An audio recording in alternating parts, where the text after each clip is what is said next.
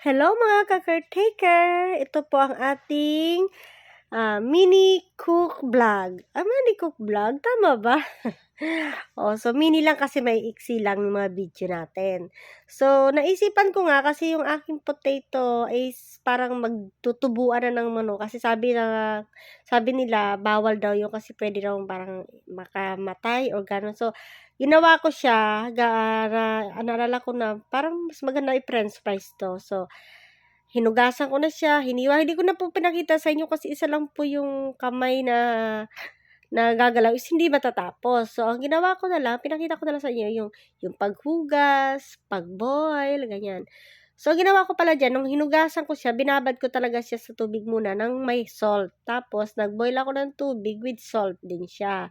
Tapos, ibo-boil ko lang siya ng, parang, tatawag natin blanch, kumbaga sa iba-blanch lang natin siya mga 5 minutes. Wala nga 5 minutes ang gawa ko dyan kasi mas sobrang lambot talaga ng patatas dito sa Taiwan. So, ayan guys. Nung matapos na siya dyan na kumulo, inantay ko lang. Tapos, binabad ko rin siya sa cold water. So, dahil winter naman ngayon, walang problema. Hindi tayo magagastos sa ice kasi yung tubig pa lang is parang may ice na talaga. Ganon ang atake. Manginginig ka sa lamig. Binabad ko siya muna dyan ng matagal kasi nga medyo mainit kasi. Siyempre, galing talaga siya sa apoy, di ba? So, matagal-tagal yung pagbabad ko sa malamig dyan.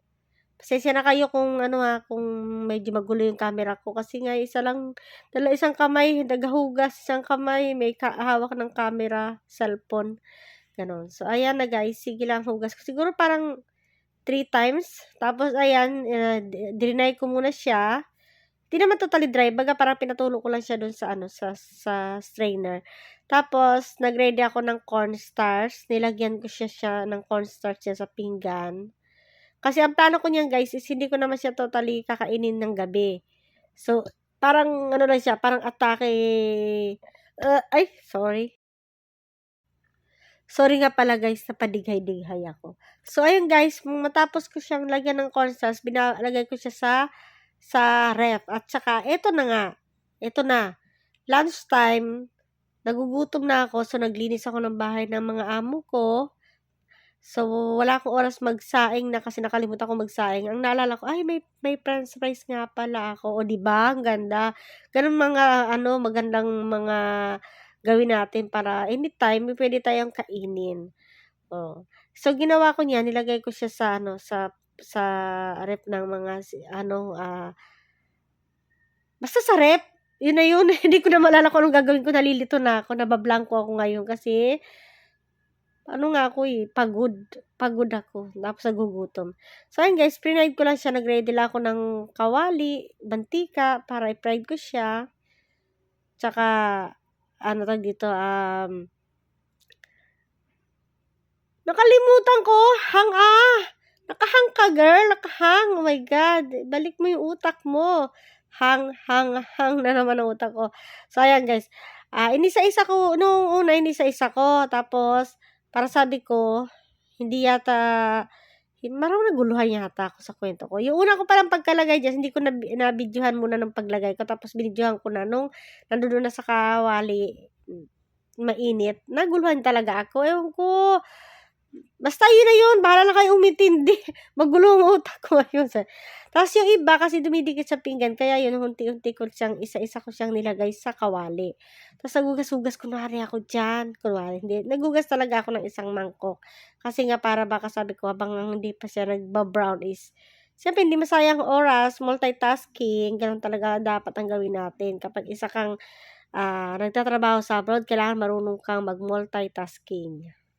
So, ayan nga, at naluto na, at gutom na rin ako ng mga time na yan. Kulay brown, ayan yung inaantay kong kulay. At hindi ko ina-expect guys na masarap siya kasi first time kong gawin yung nakita ko sa mga internet kung paano gawin ang french fries. Masarap siya guys, para akong nasa Jollibee, nasa KFC. Basta maganda yung french fries niya. Pero mas malapit siya sa Jollibee kasi crispy siya, tapos creamy sa loob, ganun. Tapos yung ketchup nyo yan guys, alam nyo ba, may kwento yan eh. Pag pumupunta ako dito sa 7-Eleven, bibili ako ng isang itlog na nilaga, pero ang kukunin ko ketchup at saka yung mustard, tapos yung parang may, ano ba yung cucumber, pickles, parang gano'n. Yun yung kinukuha ko doon. Tsaka ayan guys, kain na tayo, lunch na talaga, gutom na talaga. Tingnan nyo yung itsura ko dyan, oh. Gutom na yan. Pero binigyan ko pa rin kayo dyan ng isang subo. So, ayan guys, kain tayo. Please don't forget to like and share my video. Mag-iwan kayo ng comment kung anong pwedeng lutuin natin sa susunod na mga video natin. God bless you all. Thank you for watching. Yum, yum. Hindi na ako nagsalita niya ng parang subo lang na subo. Oh, diba? Bye-bye! Sarap!